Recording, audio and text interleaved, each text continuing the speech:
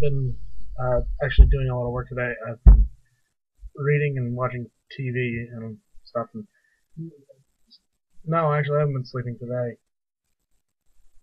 Remember, trying to avoid that so I can fix my sleep schedule. I haven't done it yet. I took a nap. An hour. No. I set the timer for 2 hours. I also been working on this quilt for a character I'm playing at a Night Rooms event. I got all these little bells and buttons on it. It's kind of interesting. But for class, we've watched Food Inc., which is about where our food comes from, and a lot of the interesting things that the food industry doesn't tell you that things that aren't necessarily good for you. Actually, a lot of things that aren't really good for you at all. Um, and then we had to read the Omnivore's Dilemma, and I forget the name of the other one, the other article that we had to read. My God, my beard looks weird today. Well, anyway, this the Omnivore's Dilemma is an interesting piece. It was about it's about how because we can eat anything, we we are actually more limited because we can't really we can't decide what we want because everything's an option. And with everything an option, we choose things which aren't necessarily healthy for us because before, our options were, is this thing poisonous? Check.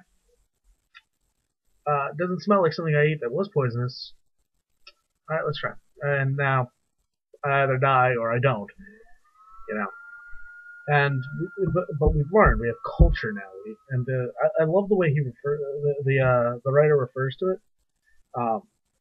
He talks about how human beings, as opposed to other animals, we have a culture which tells us what foods are good and also how to eat them and prepare them. And that's really interesting to me because he talks about the what we call the French paradox, how they eat all these fatty foods and they're still fun because they have a culture that actually says this is how much you eat, stop now.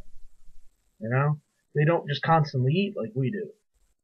Because Americans, we don't have so much of a culture to protect us because we're such a mismatch of all different cultures, and that's not a bad thing, but it's not a healthy food. It's not healthy food wise because I love all different types of food, but because of that, because I don't know, like I joke like I eat ramen like an anime character. Like I'm just like slurping up huge amounts of noodles and stuff, and but if you actually watch an Asian person actually eat, they're picking up like a noodle with the chopsticks, and they're eating much slower than I do. I don't have that culture, that those manners that you develop living in that culture that would prevent me from eating as much as I do. I thought it was kind of interesting. And he almost talks about like the human race as if like we were an organism. We not only have a brain and a memory that tells us, hey, this thing is just like that poisonous thing that got me sick, or this thing doesn't smell like anything that's ever gotten me sick. We also have culture. We have people who are alive from before we were born, who have been told by people who were alive before they were born what is good and what to eat and how to prepare it. I thought it was really interesting. Thanks for listening.